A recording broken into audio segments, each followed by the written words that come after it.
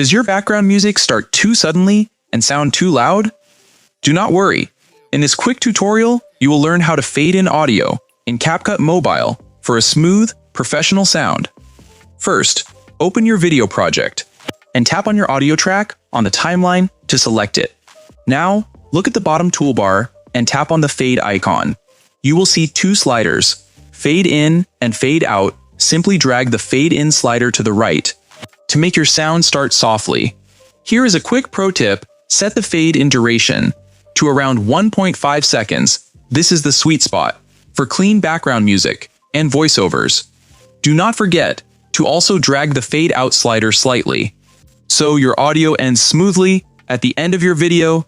Then tap on the check mark. Hit play to listen to your smooth audio transition.